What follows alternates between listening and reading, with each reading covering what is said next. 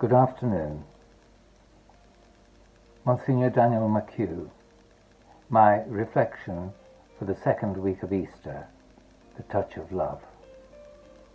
I came across this poster on the internet. It reads, "The universe has shaken you to awaken you."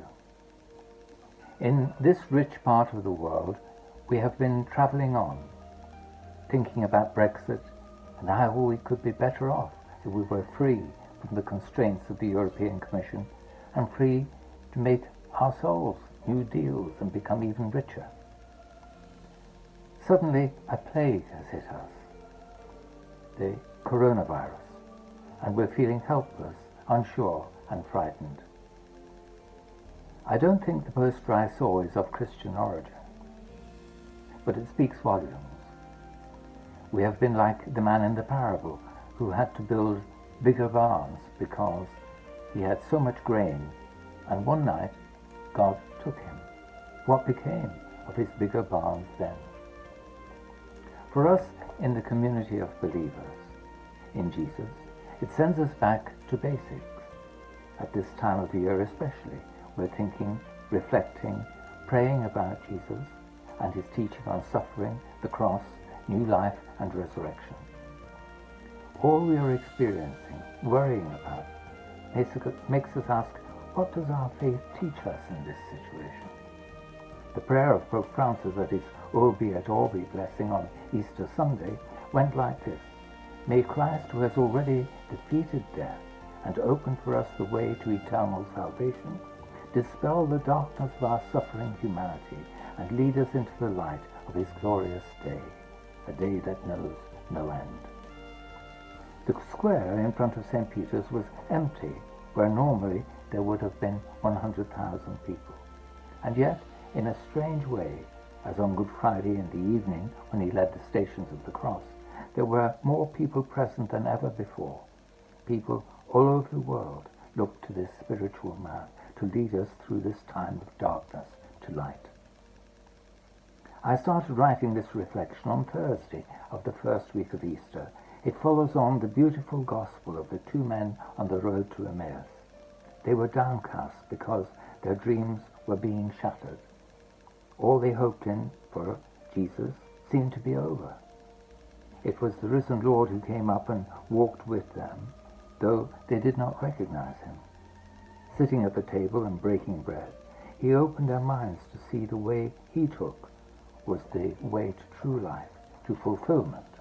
And I share with you the story on the phoenix bird given by Father Anthony Cadaville for Easter Sunday. He writes, "The late Catholic Archbishop of Hartford, USA, John Whelan, died on August the 2nd, 1991. He had undergone cancer surgery, resulting in a permanent colostomy, when he wrote these very personal words in one of his last Easter messages. I am now a member of an association of people who have been wounded by cancer. That association has its symbol, the phoenix, a bird of Egyptian mythology. The Greek poet Hesiod, who lived 8 centuries before Jesus was born, wrote about this legendary bird in his poetry. When the bird felt its death was near, every 500 to 1,461 years, it would fly off to Phoenicia, build a nest of aromatic wood, and set itself on fire. When the bird was consumed by the flames, a new phoenix sprang forth from the ashes. Thus the phoenix symbolizes immortality, resurrection, and life after death. It sums up the Easter message perfectly. Jesus gave up his life, and from the grave he was raised to life again on the 3rd day. New life rises from the ashes of death. That is why the phoenix was one of the earliest symbols of the risen Christ. The phoenix also symbolizes our daily rising to new life. Every day, like the phoenix, we rise from the ashes of sin and death and guilt, and are refreshed and renewed by our living Lord and Saviour with his forgiveness and the assurance he still loves us and will continue to give us the strength we need. Father Cadaville says Archbishop John Whelan could have lived in a gloomy tomb of self-pity, hopeless defeat, and chronic sadness. But his faith in the risen Lord opened his eyes to new visions of life. The whole world is experiencing a crisis. There is a need for guidance to accompany us. Thank God for the central truths of our faith given us in Jesus. And thank God for the leadership of Pope Francis, who helps us understand the meaning of what we are living through. Let us take to heart the words of St. John in the reading from the book of Apocalypse on this Sunday. When I saw him, I fell in a dead faint at his feet, but he touched me with his right hand and said, "Do not be afraid. It is I, the first and the last. I am the living one. I was dead, and now I am to live forever and ever."